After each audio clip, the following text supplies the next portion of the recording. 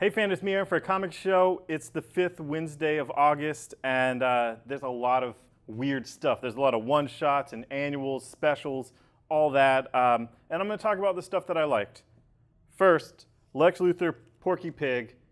It delivered. I loved it. These books, I don't know if you guys checked out the Looney Tunes from a year ago, but they had that one that went for crazy, Eisner nominated, all that, Batman and Elmer Fudd. Well, this is the breakout one of this year, Lex Luthor, Porky Pig.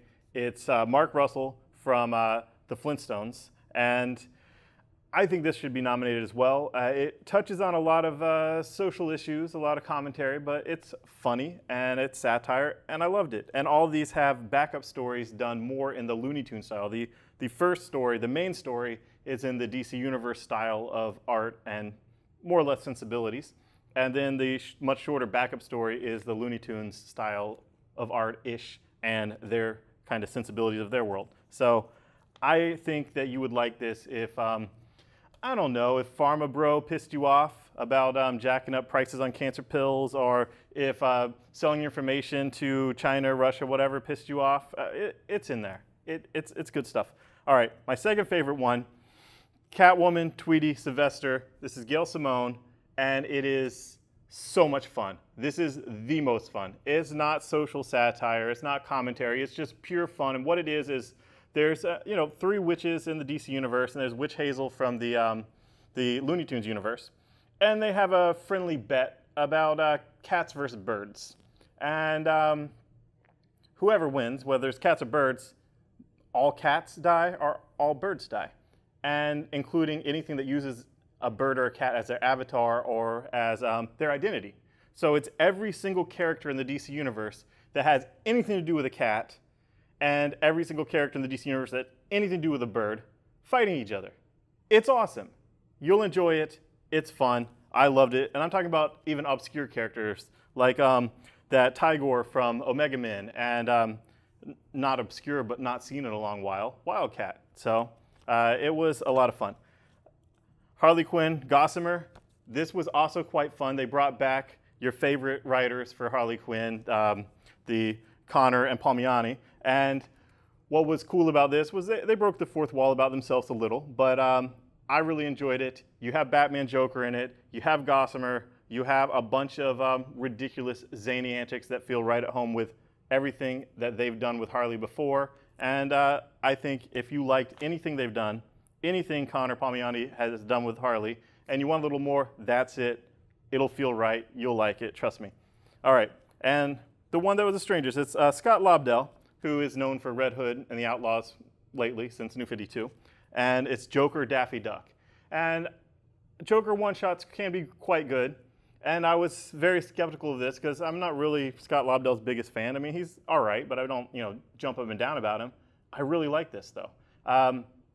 And I think it's just the premise. The premise, and yeah, he executed well, I'll give that to him, and the art's great too. But the premise is Daffy's snooping around somewhere, some kind of Acme place of, whatever, Joker's headquarters. And Joker has just killed, it starts in the middle of things. Joker has just killed his main henchman for failing him. And he sees Daffy snooping around, and he's like, oh, I'm going to kill you too. You've heard too much. He's like, hey, wait a minute. Acme Services sent me to be your head henchman. Looks like you have a job opening. It's like, oh, that was fast. And Daffy gets Joker at a fundamental level. And he is perhaps the best henchman Joker has ever had. And if any of that does anything for you, you should read this book. And I really enjoyed it. So, my taste is particular, but it's pretty good. And finally this week, I'm going to mention one of the annuals. There's several DC annuals. Get the annual if you get the series. It's generally written by the same writer and important. But Red Hood and the Outlaws, you see Arsenal here, who used to be, it used to be Red Hood and Arsenal, and the Outlaws used to include Arsenal. And the Heroes in Crisis is coming up with Tom King and Clayman, where they're going to kill somebody, at least one. And we also know that Harley and Booster are the prime suspects for the murder. We don't know who's killed. I present to you, it is Arsenal. At least him. It could be him and, Wally and Kyle, no mention of him. But I think Dan DiDio put Wally West up as a red herring, red flash, red hair, whatever. And I think it's actually Red Arrow Arsenal who is going to die. And it's not just, there's no spoilers. This is my speculation. In this issue, he has a nice time with his BFF, Jason Todd, and it feels very profound, and they leave it at he needs help, and he's going to get help. Well, he needs help because in Titans, no friends, no hope, he fell off the wagon and got back on drugs again. And this felt like a kind of Final Roy story-ish. You know, he had his last fight with Cheshire, his last hug with former Flame Donna Troy. He had it out with Dick Grayson Nightwing. And also, this recent issue of Green Arrow, Roy shows up, palling around Green Arrow.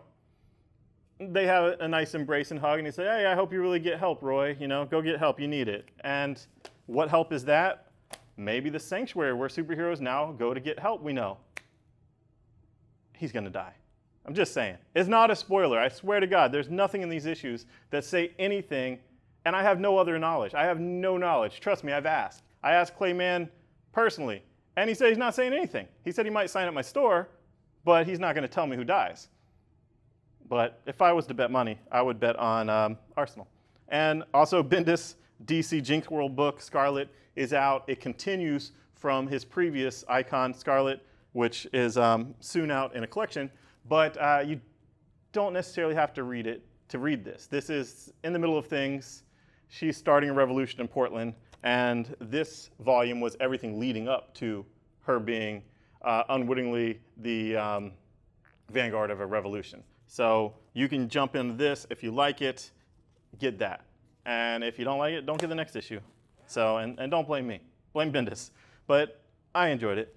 And moving on, some really, really high-profile franchise books. Shattered Grid. This is a one-shot. Yes, it's double-sized. It's one of those $7.99 double-sized one-shots that that happens when there's a big deal with a Boom book. But this is the finale of Shattered Grid as they move to Beyond the Grid. And I'm not going to spoil anything about it. However, we also have this holofoil. It's so shiny. It's like, what, Tomatia? Like, shiny. And I wore my shiny shirt, too. Nothing to do with Saga, but it's shiny. It's shiny. And if your store has this, grab it. It's holofoil. It's going for more than the regular one on eBay. So just grab it. And then also, Rick and Morty versus Dungeons and Dragons. This is the B cover that's like a character sheet. This was so much fun. I don't want to spoil any of the jokes, but the jokes are so good if you are a fan of D&D in any way. There's stuff with D&D with Rick.